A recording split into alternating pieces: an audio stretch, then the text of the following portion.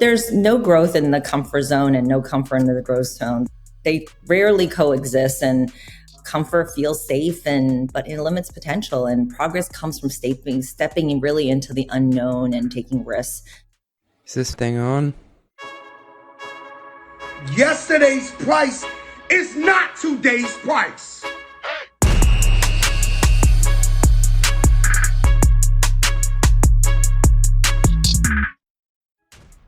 Hey, welcome back to the pod. What you're about to hear is an interview that I did with Lily Yang, the CFO of Strava. Shout out to our friends at Leapfin for making the connection. I really appreciate it. I'm an avid runner. I actually just completed the half marathon today. I may be having internal organ failure right now, so please bear with me. We go deep into how Strava's business model has evolved over time. I actually didn't know that they started with cycling, but they've moved into different activities, different demographics, different countries. Also, I hear like everybody's meeting their spouse these days in a run club in New York City. I don't know.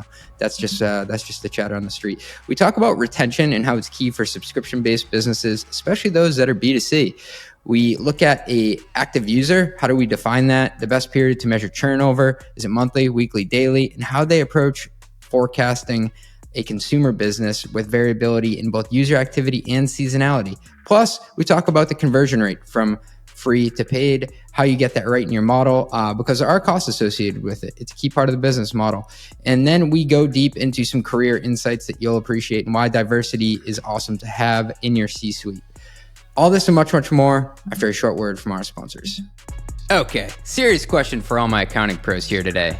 Are you doing what you were hired to do? What I mean is, do you have time to actually be a business partner, or are you buried in tedious manual tasks just to get your journal entries prepared every month? I know how that feels. Leapfin's here to help with that. Leapfin is accounting automation software that automatically prepares and posts reliable journal entries. And that's just the beginning. High-growth businesses like Reddit, Canva, and Seeky choose Leapfin to eliminate manual tasks, accelerate month-end close, and enable accounting leaders like you to provide faster insights that will help your company grow. If you're battling messy transaction data from Stripe, Adyen, Shopify, Apple Pay, and other PSPs, and then battling again to get it all into NetSuite, go to leapfin.com to watch their short product intro video. And if you like what you see, request a 15-minute conversation to learn how accounting automation can help you and your team. Check out leapfin.com today. That's leap like jump, fin like shark. I just made that up. I hope they're okay with it. leapfin.com. As a CFO, I can say firsthand that the most important thing to know is how money enters and leaves the building, full stop. Without a simple and easy to monitor financial system, you're flying blind. And I'm the kind of guy who likes to have all my tools in one place. I'm talking checking accounts, bill pay, credit cards, and everything else I need to run a business. I'm pumped that Mercury is both a sponsor of this podcast and a safe place to keep my cash. It sure beats keeping my cash under my mattress again. Plus, it looks slick. I always get angry when back office tools are ugly. Newsflash. Finance people may wear both a belt and suspenders to work, but we like stuff that looks good too. Sorry, I just had to get that off my chest. Mercury simplifies your financial operations with powerful banking, giving you greater control, precision, and speed so you can operate at your best. Make the switch today, like I did. Tell them your boy CJ from Run the Numbers sent you. Mercury is a financial technology company, not a bank. Banking services provided by Choice Financial Group and Evolve Banking Trust. Members FDIC. Lily, welcome to the Run the Numbers podcast. Thanks for having me, CJ. It's an honor. Run the Numbers and Strava, like two brands that I hope one day go together. Maybe it's just because the act of running, and maybe I'm a little bit nervous because I was telling you before, I'm a huge Strava fanboy. So this is definitely a bucket list interview for me. Well, we're really thrilled that you're part of our community. I want to start off with how Strava makes money. What are Strava's primary revenue streams, and how have you seen them evolve over time? Yeah, great question. Strava operates primarily as a subscription model. The free version offers access to select features that logs your activity and drives connection to a community that provides motivation. However, in order to get the best of Strava, the subscription will unlock all of the advanced features, things like route and segment discovery, detailed progress analysis, and one of our most popular features, leaderboards, for those wanting a little friendly competition. Our belief is that people keep people active. Our family plan has that in mind, where there's really little limitation to who you could add on that plan, which makes it extremely accessible. And we launched that earlier this year. As long as all the users live in the same country, our subscription business represents a majority of our revenue. The other way that we monetize is through our Strava for Business. Brands host an array of different sponsored challenges as a fun way to connect with our active, health conscious community and boost their brand awareness in a very authentic way. Our users are super engaged, which is why brands see 5 times more engagement on our platform than others. And this genuine connection really with our active and engaged community creates this powerful flywheel for growth for both us and the brands that we serve. I'll give you a quick example. Chipotle earlier this year hosted a segment challenge to motivate our community to have some fun with a segment that, of course, runs past a Chipotle location. CJ, what we learned is that people will do incredible things for the chance to win free lifestyle bowls for a year. And of course, the accompanying bragging rights that goes with it. And that fierce competition didn't just attract the attention of several news outlets, including the Washington Post. It actually boosted Chipotle's lifestyle bowl sales by 20%. And as a CFO, I love the measurable impact. And it just goes to show that when a brand taps into our community authentically, amazing things could happen. I love how you talk about community and engagement, and I look at myself as an engaged user on it. I'm a paid user, and my favorite thing to do on any business trip, because I always pack running shoes, is immediately when I get to the hotel, I see what segments and routes are around me. I love that. And hopefully you've checked out our new create a new route and just drop a pin or take out that little pencil and draw whatever routes you want. Obviously, there's a lot of routes that are being served to you using AI as a way to source a lot of the activities that's already been recorded on our platform. But hopefully you're having some fun with that yourself and being creative. Yeah, I totally dig it. And you can probably tell I'm an analytics dork, so it's right up my alley. Love it. How has Strava's total addressable market changed as you've expanded over time, whether that be by, the people who are using it or even the geographies? Yeah, as you know, Strava started with a focus on cycling. And since then, we've grown and expanded to over 135 million users today in 190 countries. We now have 50 different activity types from Pilates to pickleball. And most people do multiple sports throughout their active life. But running, cycling, and walking are our top 3 activity types. So, we've just come a long way, and we try to just cover the whole gamut in terms of all seasonal sports as well as indoor. And we thought about partnerships in that area. And I imagine that there's different or varying levels of popularity, probably even within activity, depending on where you live in the country. For sure, different hemispheres, different seasons, but I would say on par, running, cycling, and walking are definitely our top 3 activities, and multi-sports as well, because like I said, most people who are very active try to stay active throughout the year. They don't just do it ad hoc and do it in pockets of their life. One of my buddies, he does this crazy activity where you actually somehow, it's like a swivel board snowboard that you go up the mountain on it and then come back down. And I was like, well, why are you doing that? First of all, but then he said, well, I burned this many calories and I went actually 2 miles today on it. And I was like, how do you know that? He's like, I track it on Strava actually. And I said, I had no idea that was even an activity that Strava addressed. Yeah, no, that's wonderful to hear that, and myself included, I do consistent sports like Pilates, and I always take my walks, but I definitely do the occasional pickleball and the occasional hikes and ski trips. And all of those things are tracked on Strava.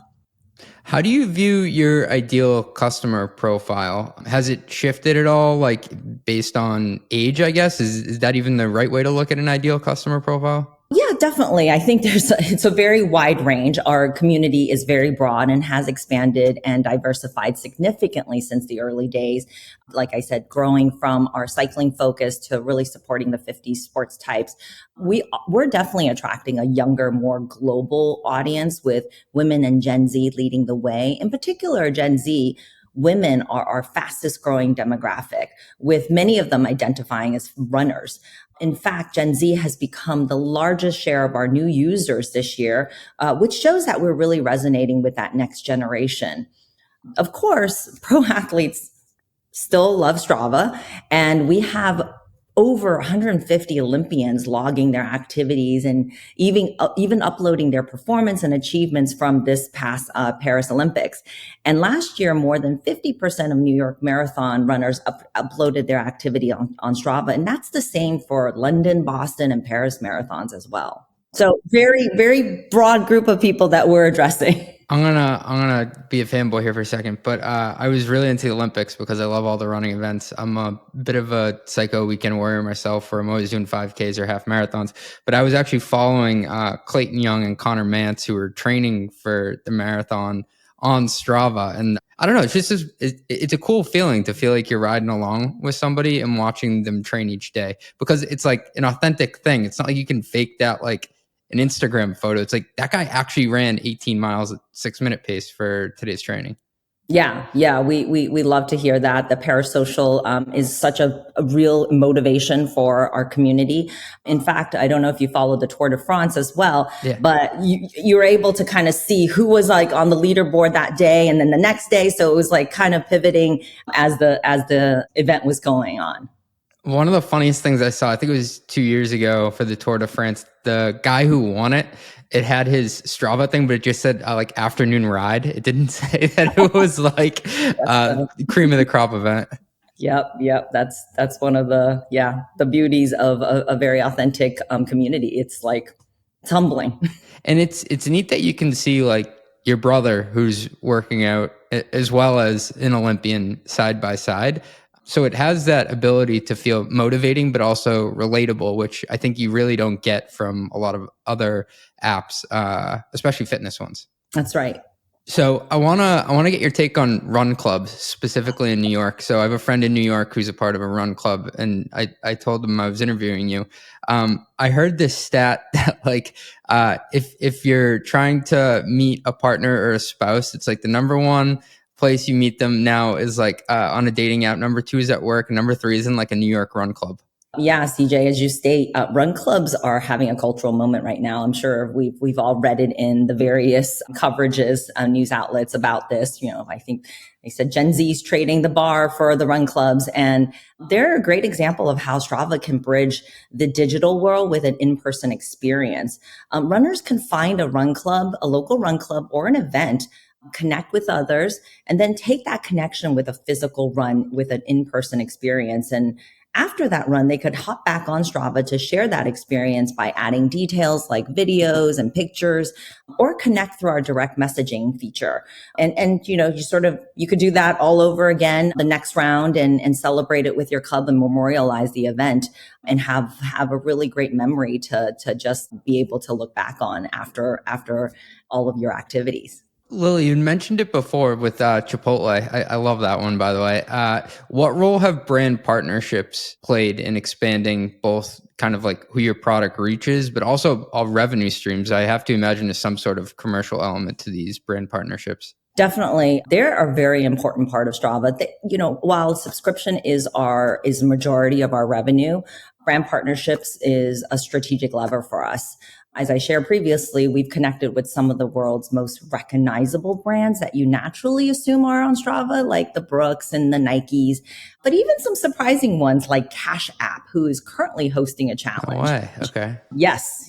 It's a fun challenge. So I've joined that. These partnerships can help really drive deeper engagement and brand affinity by connecting active communities with the things that they love. So that's our brand partnerships on the brand sponsor challenges side. Another way that we work with brands is being a connected technology partner. Think of companies like Garmin and Aura, Whoop, and Open. We have over 130,000 connected fitness partners. Now, CJ, I don't know if you or your listeners out there have pets, but this might be exciting. We introduced a partnership with Fi earlier this year, the connected dog collar and health platform on National Walk Your Dog Day. We know that pets are a great motivator for our users. In fact, 76% of them say their pets help them stay active. And on the day of the launch, we saw a spike in new registration in the US by 17%, which indicates that there was a new audience that we hadn't tapped into previously. So we're always looking for creative and fun ways for brands to connect and engage with our users on an authentic way. So first of all, my dog Walter is right next to me. I'm Sure. hoping he doesn't bark during this. He's the unofficial mascot for the show. He has no idea that this is coming next and that he's going to be tracked on Strava next week. Love it. Just have to connect his profile to yours through the collar, and it'll show up. Both of your stats will show up. Plug. I think you should do a partnership with Dunkin' Donuts, because after every 5K race, I do a photo of me eating a donut and it says "We'll run for donuts." That's a good idea. I'm going to have to take that back to our brand partnerships team. Yeah, run that up the flagpole, see if there's any traction. You'd mentioned how you're primarily a subscription business. Retention is super key for that. How have you thought about retaining your users over time? And maybe you could just talk to the B2C angle here, because, B2B retention is a different ballgame than B2C. Yeah, definitely. Yeah, we have this mix of very dynamic business where we have a B2C, but we also have a B2B, as you said. But B2C is obviously our biggest portion of our revenue stream. But CJ, getting people to put down their phones and be active is really hard. It's arguably the hardest challenge in the tech industry when everyone is trying to get more mind share. But with over 10 billion uploaded activities, our community has successfully motivated people to be more active. Our growth is driven by the power of people motivating each other to stay active. In fact, 90% of our growth is organic. So it's just that virtuous loop of word of mouth, fueled by a very dynamic growth flywheel where users upload their activity, analyze it, and share it out to their community. And we closely monitor both community and subscription metrics to ensure that we understand where users derive the most value from Strava. And a majority of our users and subscribers engage on a weekly basis. So it's clear that our platform is bringing value to their daily lives. And our belief here is very simple. If we consistently deliver value to our users through a steady stream of meaningful improvements, we should and continue to maintain as well as improve our retention over time. Hey, thanks for listening. We'll be right back after a word from our sponsors. What does the future hold for business? Ask 9 experts and you'll get 10 answers. Bull market, bear market. Rates will rise, rates will fall. Can someone please just invent a crystal ball already? Until then, over 40,000 businesses have future-proofed their companies with NetSuite by Oracle, the #1 cloud ERP, bringing accounting, financial management, inventory, HR into one fluid platform. With one unified business management suite, there's one source of truth, giving you the visibility and control you need to make quick decisions. With real-time insights and forecasting, you're peering into the future with actionable data. Whether you're closing the books in days, not weeks, you're spending less time looking backwards and more time on what's next. If you listen to this podcast, you'll know I ask CFOs all the time to rep their tech stacks, and I would say almost every one of them use NetSuite. And that's what I would use too. Whether you're a company earning millions or even hundreds of millions, NetSuite helps you respond to immediate challenges and seize your biggest opportunities. Speaking of opportunity, download the CFO's Guide to AI and Machine Learning at netsuite.com/metrics. The guide is free to you. That is netsuite.com/metrics. Ooh, yeah, it's netsuite.com/metrics. Please, guys, I really need this. Annual planning season is upon us. That's right, my favorite time of year. And it's not just about setting goals for the coming year. It's about ensuring you have the right tools in place to measure and achieve those goals. As a SaaS CFO, I know having access to reliable, real-time metrics is crucial for my annual planning process. That's why I'm so excited to partner with today's sponsor, Maxio. Maxio is a billing and financial operations platform that helps subscription businesses reconcile bookings, billings, GAAP revenue, and SaaS metrics automatically. By the way, guys, bookings, billings, GAAP revenue, not the same thing. Got to get them straight. Because these numbers are the foundation of your financial models, it's important to have quick access and trust that they are correct.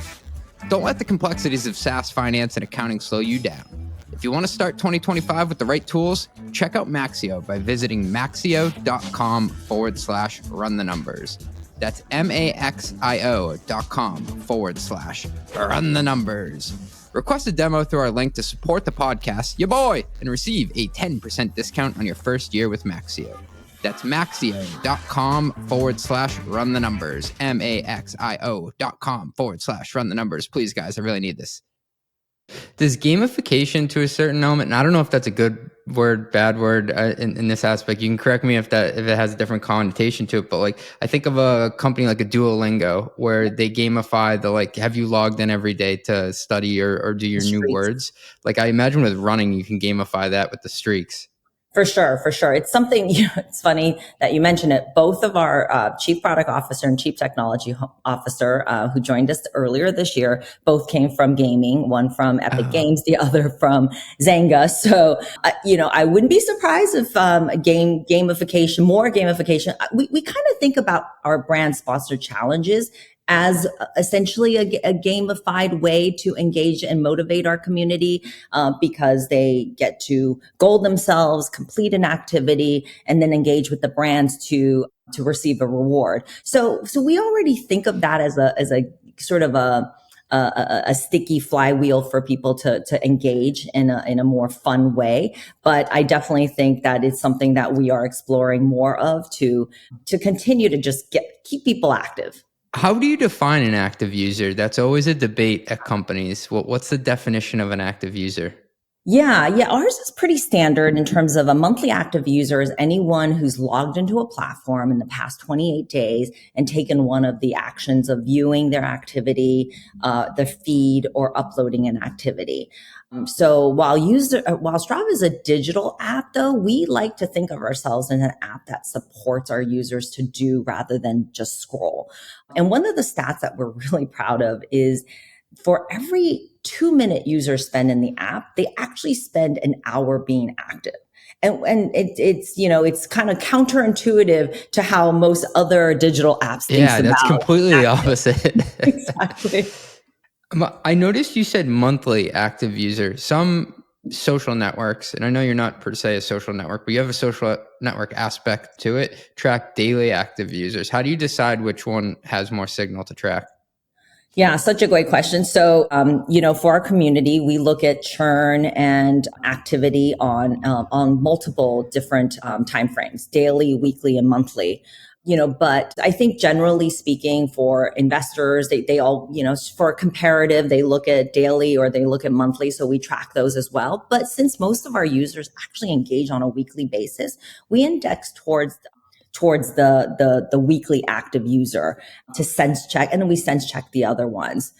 And this year we've pivoted to more common industry metrics like NUR, which is new user retention rate, CUR, current user retention rate, and RUR, which is a reactivated. And we look at the reactivation on, did you come back were you inactive within 28 days or more than 28 days, because they have kind of a different profile that we would want to tap into. And this really supports our focus on continually improving weekly retention rates for us.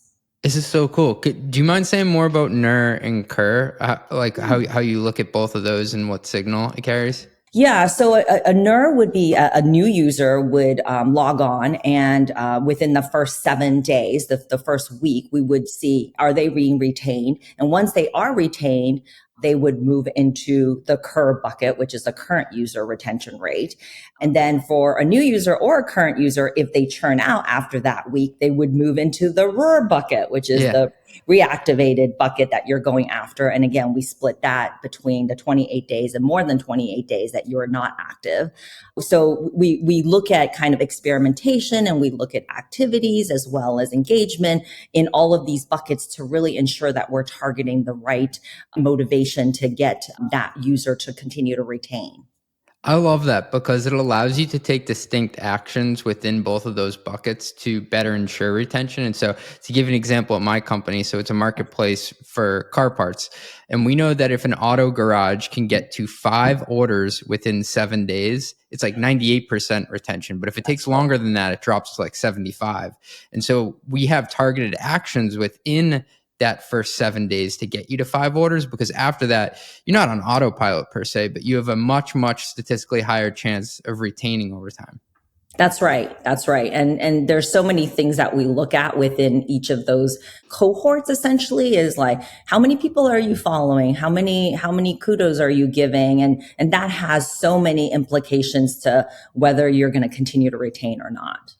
Oh, how many people are you following? That's a really interesting one. So there was a point in time where I worked somewhere and I knew that my bosses tracked me on Strava.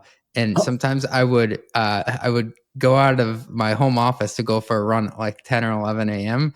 Like when I was basically playing hooky. So I went back to just nobody could track me. So it was for myself. But now that can't believe I'm confessing that. Now that I don't worry about that anymore. Like everybody can see my activity. But to your point, like it's a better experience if you have others to engage with. And I'm guessing how many people I follow over time, and if that's increasing over time, is a good indicator if I'm going to stick around or not. well, CJ, I will say that we actually launched a feature earlier this year called Quick Edit that allows you to actually hide the time in which you're I doing could have the used that 2 years ago. I know. So it's available now. Okay. All right. I like that. How do you approach subscription forecasting in consumer or mainly consumer business like Strava? I also would guess there's some sort of variability in activity and seasonality. Yeah, it's definitely dynamic. While I think a subscription business seems simple, there's just so many different cohorts and cuts of data that you could take. So data becomes a really important element of how we evaluate, propensity to renew, propensity to trial, all of those things. So, obviously with a consumer product, especially given all of the macro events that's impacted kind of behavior over the past few years, and it's been very volatile. The good news is that our subscriber base is highly retentive, thanks to folks like you, with a bulk of revenue driven by renewals, making forecasting a little bit more predictable as cohorts mature, because we definitely see that retention increases as cohorts continue to mature in their legacy with our platform as they're finding value. However, sustainable growth hinges on acquiring new users and improving conversion rates. And that adds a lot of complexity given the wide range of regions that we're covering, sports types, age groups, gender, and even plan types that we now have to manage. Because most of our subscribers are on our annual plans, more than 90%, that softens the impact of seasonality on renewals. But for new user acquisition and activity levels, they still fluctuate depending on the time of the year and the hemisphere they're in. So to capitalize on some of these seasonal trends, we do align our marketing campaigns with different sports types, including winter and indoor activities, allowing us to really cater to users across all seasons. And a fun way that we tie it all together for our community is via one of our standout initiatives called Year in Sport. Hopefully you Oh, participate. I love in Year that. in Sport. It's Oh, like good. that and Spotify Wrapped are my two favorite things at year end. That's awesome to hear that we're in the league of the Spotify Yeah. raps, because I know that's a pretty kind of a cultural movement. But we celebrate our users' annual fitness achievements with this personalized digital summary. And last year we partnered with The Feed, a sports nutrition company, to offer subscribers a free water bottle featuring their unique year in sport stats, like total distance covered and activities completed.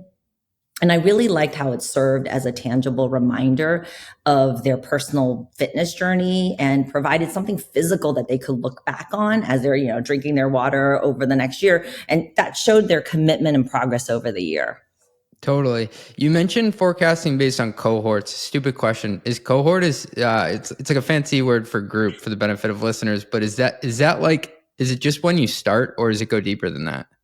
Yeah, I mean, it's generally, if we're looking at kind of tenure, it's when they start and how they've, kind of mapped it. And we look at it on a monthly basis in terms of cohorts, but we also look at cohorts as we've done different things like initiated a promo or did a partnership. So we also look at cohorting. If there's like a bigger group, we tend to analyze it a little bit more deeply because they could have similar behavioral or different patterns that we should know and be able to forecast. Got it.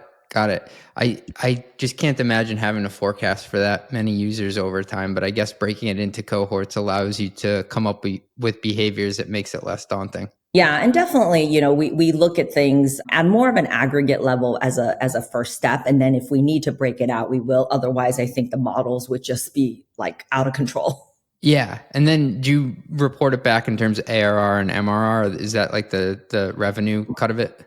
Yeah, I mean, our AR, so we kind of look at more, that's more of a kind of a SaaS, but we are pivoting more towards ARR as well. But we generally look at bookings because bookings helps us kind of see our trends over the Oh. year and then the waterfall of the revenue for the next year. So because a majority of our revenue does come from renewals, most of it is predictable in terms of like the user behavior or the consumer behavior related to that. And then we just kind of add on to sort of new users and what we're doing and throughout the year in terms of launches and the predictability of those launches based on what we've heard through quantitative or qualitative research, and then marketing events to kind of layer on the additional bookings that would drive the waterfall in the revenue.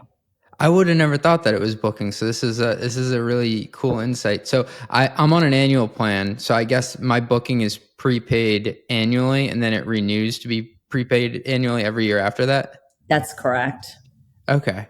Okay. Nice. And are a high percentage of those through the App Store then? It's generally bigger on the app store in totality because of the multiple app stores. Yeah. But we do have a fair share on our web as well because our web features are obviously a lot more enhanced than some of the mobile features. And our earlier cohorts do love the web to be able to do a lot more. It's just more screen space, easier to navigate.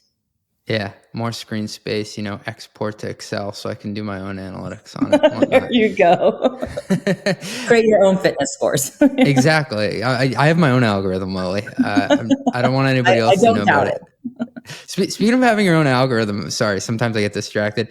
I listened to this podcast. It's called Let's Run, and they were talking about how there are certain athletes and coaches out there who were actually getting frustrated that their competitors were figuring out what workouts they were doing. And it's like this one-upsmanship of like, oh, I can't let you know about this double threshold workout. It's super secret. That's yeah. I mean, it's competitive out there. I understand. And so Strava has a large base of free users. How do you forecast for that in your model? Because even though it's free to them, it's not totally free to Strava. There are some costs associated with it. Yeah, no, definitely. As a CFO, I'm definitely looking at that. But first and foremost, our global community is the backbone of our platform success. Free users play such an important role by uploading their activities and help them generate the world's largest data set of human powered transport. This data enhances the experience not only for all of our Strava community, but has a broader societal impact through what we call Strava Metro. I don't know if you know this, CJ, not many people do, but data from our users when they opt in is anonymized and shared with city and urban planners to improve infrastructure for cyclists and pedestrians across the globe. And by offering the Strava Metro for free, we all support safer, more connected communities worldwide. What's truly remarkable is that our users actively contribute to making communities better, just simply doing what they enjoy. And some may not even know that. I had no idea. I mean, thanks for making the roads a safer place. I guess I don't need people yelling at me anymore that I'm running on the wrong side of the road. We can do some Yeah. urban planning around that. So that's a huge element of kind of what our free users are contributing to our platform. But free users also engage in brand sponsored challenges, which is I a forgot about that. monetized Yeah. product for us. And it's open to the entire Strava community, driving both engagement and direct revenue. So when it comes to forecasting, we're looking at all of the moving pieces, right? There's a lot of variables here. And we track the infrastructure and operational costs that's closely, and focus on improving the unit economics by reducing a cost per user as we scale. So we work closely with engineering to really affect this. In fact, during our even our weekly business reviews at the company, we review the cost per user metric to ensure we're staying on top of it on a very routine basis. And ultimately, by adding more value to our community, we'll naturally just improve conversion rates. And that's been proven in our 2024 cohorts, which are now outperforming. So like I said, lots of moving pieces and variables, but the combination of user engagement, brand challenges, and our ability to leverage scale and drive efficiencies allows us to balance the costs associated with the free users while driving meaningful conversion to paid. So those are kind of the two things that we look at. Our older cohorts converting, our new ones converting at the same rate, our older cohorts continuing to convert, and then leveraging all of the costs to drive that scale and efficiency. I'd imagine if there's one variable that you have to really nail in a model, it's conversion rate. How many hours do you spend on that? I mean, is that a number that would keep a CFO up at night, or is it something like, hey, we have enough reps at this business that it's pretty consistent no matter what month or year it is? No, conversion rates, and there's our funnel is like, it's not just a direct conversion, right? People could come through, subscribers can come through organically because somebody said, hey, you're promoting it with a friend, hey, try the subscription. They come in through organically. We could win them back because they've churned. So those are kind of there are different conversion rates based on your entry to the product. I didn't realize that. That's right. You could take a trial. You could be one of the cohorts that we put in a preview, which is you are just entered into the subscription features, and then you could decide if you want to convert at that time, and they all convert differently. So, and if every country converts differently. So it is a very dynamic model that we're tracking, and we're looking at it by country level, especially as we're penetrating new countries. That just brings another element of dynamicness to the model. That's crazy, because I'd imagine once you enter a new country, they have to build up enough of a critical mass where they can see other people on there and engage with them, and then they need time to try it out. And so the conversion rate is going to be very different there than like in New York City, where people have been using it for years. Absolutely. Yeah. And you just brought in a country like US, which is really large. There's different conversion rates there as well. In terms of popularity, we were talking a bit before the call. Like, I don't know why in my mind this is very CJ centric, but I think of like it as an East Coast phenomenon with Strava. What are some of the other popular places that are like high density of Strava users that people may not know about? Yeah, I think one of the most surprising stats, generally when I talk to people, is that most of our users are actually outside of the US. I didn't know that. Yeah. So a majority actually is outside of the US. And obviously there's just like pockets of where we've invested that has brought the brand awareness, and other areas where it's just kind of the virality taking off with like the Philippines and Indonesia. And I don't know if you've heard on the Morning Brew that they talked about this whole phenomenon around just kind of like the running pace, the running culture accelerating in some of these up and coming countries in terms of their focus on health and wellness in this new phenomenon. So it's been great to kind of watch that and be part of that journey. Yeah, it's exciting to watch that conversion rate go up over time too, I'm sure, as you get more users onboarded. That's right. So what's next for Strava in terms of user growth, product development, or market expansion? You can take it in any direction you want, but like, what's next for people out there? Yeah, a lot is coming. Strava is in growth mode with a new CEO, CPO, and CTO that I talked about, all experience in scaling billion-dollar products multiple times. And with this new leadership, we've significantly ramped the pace and development of feature rollouts this year alone. And we're going to continue that pace. And one of the first initiatives our new CEO led was a complete overhaul of our design system to make it more flexible and adaptable for future changes. And this allowed us to finally tackle some highly requested features like dark mode, which are pretty standard for many apps, was especially challenging for us given our infrastructure was so outdated and somewhat disjointed. And CJ, I know that you're a runner. You mentioned that. You should check out our new Maps tab if you haven't done so already. I think you said you like to, when you travel, you like to do that, but just making it so much easier for people to find and create routes and new areas with just a drop of a pin or a quick draw. And with the recent launch weeks ago, we did the night and weekly heat maps. It provides real-time insights into recent activities and conditions so that people could plan more effectively. That's awesome. And so ultimately, everything we're doing is tying back to our mission, which is motivating people to live their best active lives. So I don't want to only ask, the easy questions. I got to ask about competition here, Lily. fitness. It's not just exclusive to Strava. It's ramping up, like you said, in a lot of emerging countries. And we talked about even New York City run clubs earlier. I was reading something the other day about, Garmin competing with other watch brands that were up and coming. We had the former CFO of Fitbit come on, and he talked about how the Apple Watch was like a huge competitive challenge to overcome when that happened. How do you plan to stay competitive in an increasingly saturated digital fitness market and world? Yeah, definitely. It is, people care about their health and wellness. So I could see why it's a booming market. And the market has grown quite a bit. But what I would say is we've actually exceeded the growth of the general kind of the marketplace growth. So our community has more than 135 million in more than 190 countries. And to me, that's amazing because that means that there's so many different users in different regions finding their community and motivation through our platform. In addition to that, we bring it all together, whether you're using a particular device or an app or doing a specific activity. Strava connects it all with over 130,000 connected devices and apps compatible with the platform. We're really in a unique position to be the hub of your active life. We're super laser focused on product velocity and technological innovation that I talked about before to deliver the greatest value to our community.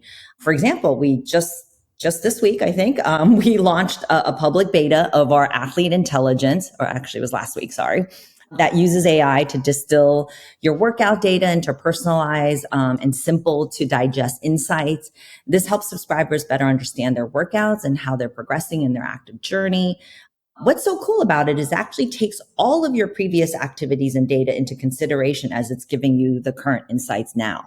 Yeah, I saw it last week. I was like, what is this AI thing? And it said I was working harder than usual. I was like, all right, pat on the back. All right, keep it up, CJ. Hopefully it gave you that little boost of motivation to keep going. It's Excellent. good. I like it. I guess I'm a beta user. Something that you mentioned, and this isn't a financial thing, but you as a CFO pointed out, is that you have a bit of a competitive moat when it comes to integrations. Like you've already done that technical work to integrate with all these partners in the ecosystem. So it situates you better from others who may be coming in and starting with, say, only one integration or two integrations. That's correct. I think that's exactly it. Is like, it's sort of an ante to play to be part of the Strava ecosystem. So we have that competitive edge, if you will. And that's why brand partnerships and connected fitness is so important and such a strategic lever for us. Yeah, and there's an element of preferential attachment, kind of like a snowball going down a hill, where you get more, I guess, credit, or it ideally becomes easier to get a net new user because you have this brand recognition and others out there give you the lended credibility. So the brand stuff definitely resonates with me. Yeah. Oh, our marketing, our head of marketing would be happy to hear that. I want to touch on a bit of your career, leadership style, and kind of the path to where you are now. And so, as an Asian woman in finance, have you ever encountered any biases or challenges in your career? And if you have, I'm curious how you've navigated them. Yeah, sadly, yes. Stereotypes and biases have definitely shaped parts of my experience. And there have been times when I felt that I had to conform to certain expectations just to fit into that mold that naturally didn't feel authentic for me. And particularly for me as an Asian female, this concept of being nice and strong is a really hard line to navigate. Too nice, you're a pushover. Too strong, you're too aggressive. And it's been a constant struggle feeling the pressure to be compliant and dutiful, but also trying to avoid being called a wallflower for being too quiet or, the vague, lacking executive presence. So I've gotten that before. So at some point, maybe it was my age, maybe it was growth. I just decided I was done trying to fit in unnaturally. And I realized I felt and performed my best when I wasn't really tiptoeing around other people's unconscious biases. And instead, I focused on the work itself and trusted my ability to do it with conviction. I focused on how I showed up. Am I being authentic? Am I bringing grace to the table? I also practice a lot of positive self-talk. I think about what is my point of view? Why is it unique? And, what can I contribute to this situation? And I've learned that being taken seriously really comes from staying true to who you are. And I try to be comfortable in my own skin and find environments that really celebrate that. which is why I'm so lucky to have such a strong group of women at Strava who offer this incredible emotional support for me on a daily basis. And I'm especially proud that a majority of our C-suite is made up of women, which says a lot about the culture and company that we're building. Wow. I didn't know that the majority are women on the C-suite. That's great to hear. Yeah. It's been great to be part of that. Thanks for sharing your story, because it's not something that I can relate to, but it's absolutely something I can empathize with. So kudos to you for that. And I appreciate you sharing for other people out there. Lily, I want to ask about positive self-talk. That's something that I think a lot of listeners struggle with. We actually had Dr. Julie Gerner on. She writes this ultra successful newsletter, and a lot of it's for ambitious type A people who want to, get ahead in their job. And we joked that I say the meanest person to CJ is CJ. I struggle with positive self-talk. How have you gotten better at that over time? Well, somebody actually told me one way to just to name the critic, the inner critic that you have in yourself. If you give it a name, a funny name. This is good. That is a very critical, like somebody you're okay, that's just like an annoying classic Doug. Name. Yeah. Exactly. That helps. It actually, someone recommended that to me, and I've used that. And every time I'm like, just shut up, give it the name, and help you kind of move past that. That's really good. She had given me the advice to do the Bob Dole thing, and to use your own name when which sounds silly, but instead of saying I can do this, be like CJ or Lily, I can do this. And for some reason it triggers something. Maybe it's a cortisol level in your brain to make you think about it differently. I like the way you approach it, which is a much more positive way. And the way I was approaching it was a little bit more negative, shut up, this, inner critic of mine. No, but it also sounds like you think through the situation before you get into it. So you may be nervous going into a board meeting, but you're actually almost straw manning your own perspective on it, on why is this important. Yep. What are some of the most unexpected moments in your career leading up to your time at Strava, and how have they shaped your perspective? Yes. One of my most memorable and surreal experiences in my career came just 6 months after I joined a company called Motivation. It's an oncology company. It's no longer around because it was acquired by Pfizer. But we found ourselves in the midst of a hostile takeover after just 6 months being there, and things quickly escalated into a full-blown proxy fight to oust our board. And the situation was super intense, and there were high stakes and a lot of moving parts. And during this tumultuous period, we decided to put the company up for sale, just because of the level of war chests. In fact, I think Wall Street Journal wrote in a whole article of David versus Goliath. David was our CEO's name, and Goliath was the company that was trying to hostile take over us. No way. So it was a great article. It was literally David versus Goliath. Yeah, exactly. And fortunately, when we put ourselves up, there was considerable interest, and we ended up with 5 potential buyers. One of them happened to be my previous employer that I was at just 6 months ago for 12 and a half years. So you just can imagine the surreal environment that I was in. But the roadshow for potential buyers was an experience I'll never forget. I was physically on one side of the room with my new employer, with my former employer on the other side. And just a funny story, one of the former colleagues came over to me to let me know that I was quite literally on the wrong side. And to this day, I'm still not sure if that was a joke or a genuine mistake, to be honest. And it was just a wild experience, balancing the duality of being physically present with my current employer, but really mentally navigating my former employer's perspective. The good news is they made an offer, so I definitely navigated it well. And recently I heard this story about Danny Jansen. I don't know if you follow baseball, but he was playing with the Blue Jays at a game that was postponed because it rained in the middle of the game, and then had to finish that same game after being traded to the Red Sox. So while a surreal and somewhat disorienting experience, I definitely learned a lot from navigating just high pressure, complex situations and just balancing conflicting perspectives. And I can imagine how Danny Jansen was doing it. You get traded during a rain delay, and then you get to acquire the other company. That's wild. Thank you for sharing that. That's a crazy experience. Very surreal. Lily, I'm going to take you into what we call our long ass lightning round. So you're very successful. I've seen your resume. You got to give me one thing you've screwed up on the job. Could be this one or a different one. Yeah, I mean, I think there's a massive list, but I had a rough moment when we fell victim to some financial fraud, and I'm sure with AI being on the rise, this is just going to be a continued perpetual thing that CFOs has to worry about. A vendor that we worked with was compromised, and someone used their email to send us a fake invoice with a obviously wrong bank account, but we went ahead and processed the payment. Luckily, the amount wasn't large, and our insurance did provide some cover, but regardless, it could have been a mistake that was much more severe.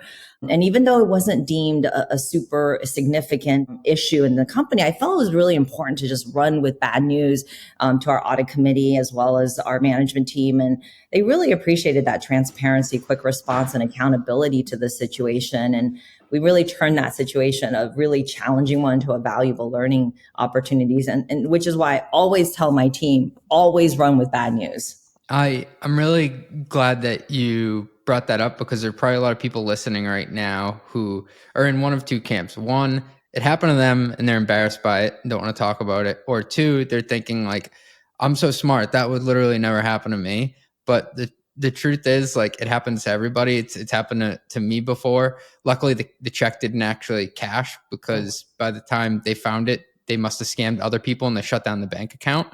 But like, I feel like people are on one of two sides of those coins, and it's important to know that it does happen, and that if you talk about it and how it happened, you can help somebody else. Yeah, great points. If you could tell your younger self something knowing what you know today, what would you tell her? I tell my daughter this all the time, and I guess it's sort of like my younger self. But there's no growth in the comfort zone and no comfort in the growth zone. They rarely coexist, and comfort feels safe, but it limits potential. And progress comes from stepping really into the unknown and taking risks.